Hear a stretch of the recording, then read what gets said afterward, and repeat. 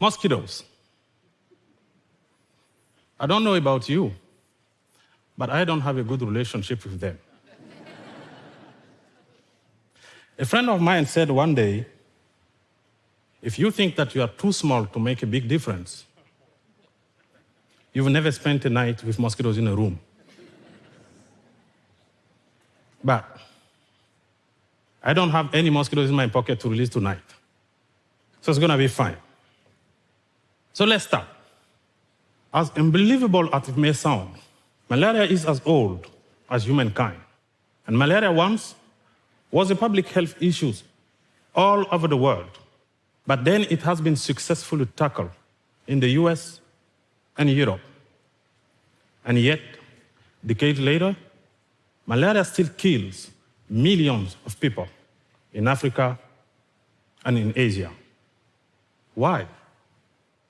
I'm Abdoulaye Diabaté, a medical entomologist from l'Institut de recherche en sciences de la santé.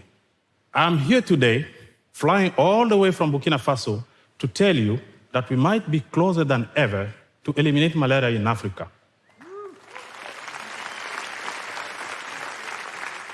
Thank you. Malaria is tightly linked to poverty. But then you have no idea of how much expensive is it to be poor. There are 200 million cases worldwide that end up sadly every year with about 600,000 deaths. And this is not a random collection of statistics on a piece of paper. Behind each of these 600,000 deaths, there is a personal, tragic story, sometimes behind closed doors. Most of these deaths happen in Africa. Children and pregnant women bear the highest burden. And I'm a fortunate childhood malaria survivor. When I was a kid, I used to think that my dad was a superhero. I could see him leaving the house every morning at 6, riding his bicycle to the farm, working very hard all day long. We did not have much for living. But who said you need more to be happy? But when happiness hangs by a thread, it doesn't take much to turn your life around. My certainty in my dad got deeply shaken the day I got struck down by malaria. I was 3 or 4 years old. As we used to say in my country, kids may not understand the complexity of suffering, but pain has no age. And gosh, I was in pain. I can still clearly see myself laying down there on the bed with high fever and suffering. I could not eat anything, throwing up all the time. Will survive? Will not. The psychological trauma my parents were going through was unbearable. But against all odds, I survived. But can we say today that we are done with malaria because Diabaté survived and made it all the way down to Vancouver? If I say yes, no one can blame me. But it's a lie, because many children are still dying of malaria. The real question then is, why have we not been able to defeat it so far? Well, because malaria is a complex parasitic disease that plays on 3 grounds: Plasmodium, the pathogen; Anopheles, the vector; and human, the victims. Each of these elements is very complex on its own, and the interaction makes it even more complex to devise interventions that are really effective. But of course, we are trying. Currently, there are 2 vaccines to immunize people, but the heavy logistics to deliver this vaccine may not allow us to reach their full potential. Bed nets and the first-hand treatment are both threatened by insecticide and drug resistance, meaning that our best interventions have started to fail. And there is a general consensus today that without additional new tools, we may never cross the last mile of malaria elimination. And this is exactly where I come in. My colleagues and I at Target Malaria are working on something called gene drive, a way to control mosquito population and halt malaria transmission. So, what is gene drive? It's a natural molecular mechanism that augments the frequency of a certain gene in the population beyond the normal Mendelian inheritance. So what does that mean? If you take any gene, in natural circumstances, it has only 50% of chance of being transmitted to the next generation. Meaning that if the parents have 100 babies like in mosquitoes, only 50 of them will get the gene, and the other 50 will not. But not all genes behave this way in nature. Some genes have found a very clever way to bypass this law and can augment their own prospect to up to 90%.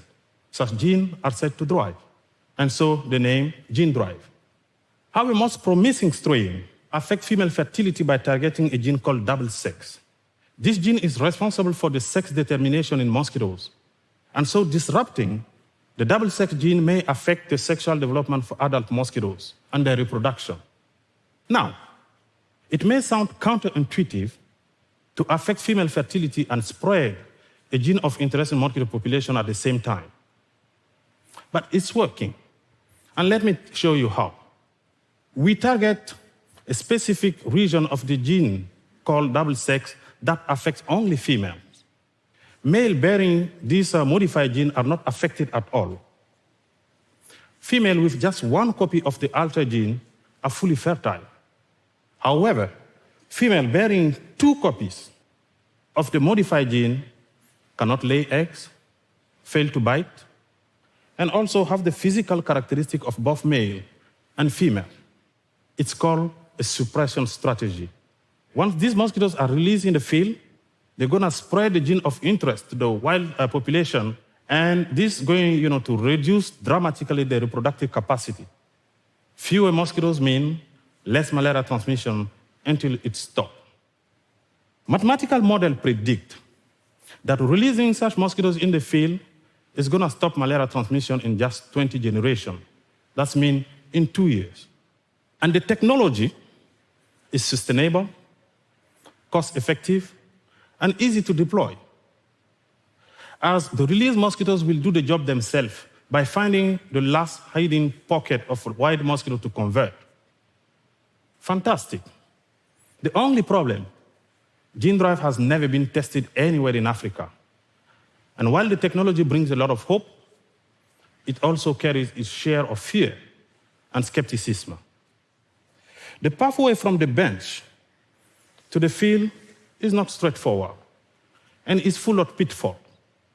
Maybe the mosquitoes in the field will develop resistance to the spread of the transgene. Or maybe 2 countries don't agree, but the released mosquitoes do not respect the human borders. Or also, maybe there are risks to the environment. And finally, the community that we are working with need to feel comfortable about this technology and give us the green light, to operate. And so for such, Target Malaria has adopted an incremental approach, step by step, whereby we will start releasing first non-gene drive mosquitoes, meaning that the gene of interest here cannot self-propagate and will just go extinct in a few generations. The gene drive, the exposure of this gene to the environment is incrementally augmented in a way that we start first with small cages and big indoor cages in Europe, and then these mosquitoes are sent to Burkina Faso, where they are tested in a contained facility first, and subsequently in a big indoor small cage field release. Now, the gene drive mosquitoes are going to be tested in an open field only after this preliminary step, and the potential risk have been looked at very carefully, and also additional research questions have been developed, to address these risks, if any. Now, the question, how far are we from releasing gene drive? 4 to 5 years. But let me tell you this. Gene drive mosquitoes are already in the lab, and releasing them in the field is not going to take us more than 30 minutes. But we need 5 years to get ready for these 30 minutes. And why is that? The answer is simple. Because we need, to engage the community and get the social license to operate. And so, if there is one thing that you cannot afford the luxury to miss, it's the stakeholder engagement. I cannot just pop up in a village with a bucket of mosquitoes on the assumption that I'm a scientist working for the public good. It will not take anyone a PhD to understand if we are respectful of their value or not. We need to engage the community and then co-develop the technology with them. And so for that, we've built our engagement strategy on the pyramidal structure. starting with the villages where we operate all the way to the top with the government official. The engagement is done step by step, is done in an inclusive way, and also is done in full transparency. Ladies and gentlemen, there is one more thing that needs to be done before Gene Drive can be released in the field in Africa. That is capacity building. Gene Drive holds a lot of promises, but it will not take us anywhere if we Africans are unable to run it on our own. Sadly, the technical platform in Africa is really very poor. And this has to be solved before we can really beat malaria. And so for that, we've set up in Burkina Faso a World Bank-funded Center of Excellence on vector-borne disease, like malaria. And also with additional funds from the Gates Foundation, we are building a critical mass of next-generation scientists all over the continent to fill the knowledge gap and the know-how gap as well. In April 1969, a child was born in a remote village of Burkina Faso. Like any other child of the world, he has dreams and expectations. Sadly, however, as we come to learn, the place where you are born in on this planet very often affect your perspective on life and may even set the path you need to walk through into your future. That shouldn't be the case. We are all citizens of the world. Our dreams and aspirations should not be constrained by the place where we are born. And this is the reason why I became a scientist, to offer endless possibility to any child anywhere on this continent so that they can see the future with hope. But there is no hope if you are cut short with malaria. But Target Malaria is here to fix that. A world free of malaria is our vision. And I will say, yes, we can. Thank you for your attention.